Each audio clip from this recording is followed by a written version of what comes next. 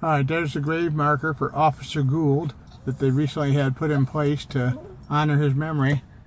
It says, John J. Gould, killed in the line of duty. End of watch, February 13th, 1925. And there's a couple of little markers there, a flag and a small greenery reef honoring the only police officer to die in the line of duty here in Oxford, Michigan. Coming up on the spot, this empty lot right here on the left would have been where the Willys and Whippet car dealership would have been, and the gas station. You would have pulled right in here like I'm doing and pulled up right in this area right here to get your gas.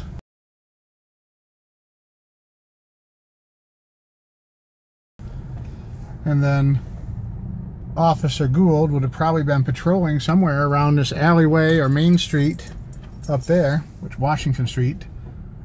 And when he would have encountered the men in the car who he had some sort of confrontation with, a physical altercation, and then one of the men reached into the car, pulled out a shotgun, and gunned him down.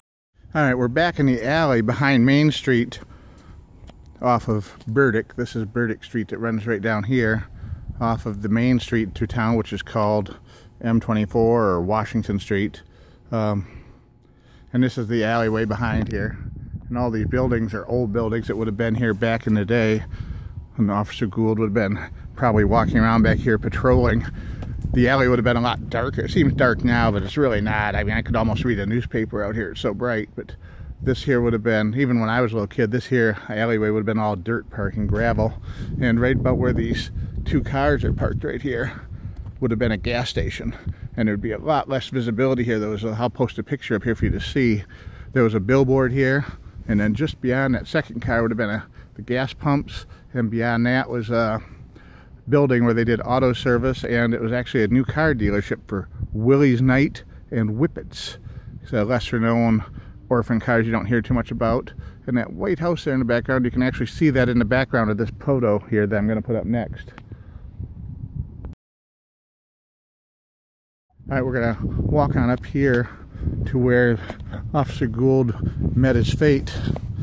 The bank building was here on the corner, and this other brick building attached to the back of it probably was here too.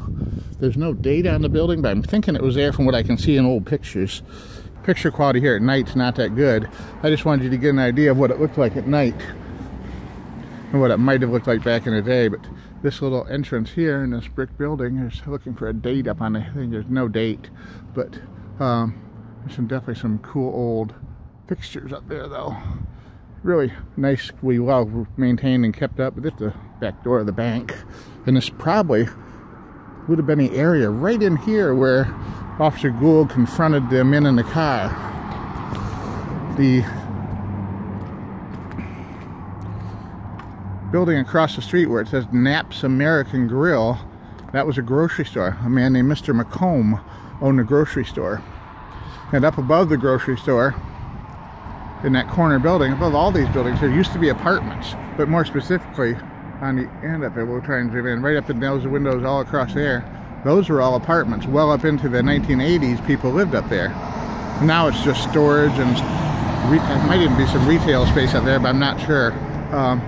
But the grocery store would have been right on the corner here. I'll try and point right there on the corner would have been a grocery store. And next to it over here was a Rexall drugstore, if I'm not mistaken. And then across on this side, you've got Patterson's Pharmacy, which would be right there. And I believe, I was told, this building right here was the old post office here in town at one time.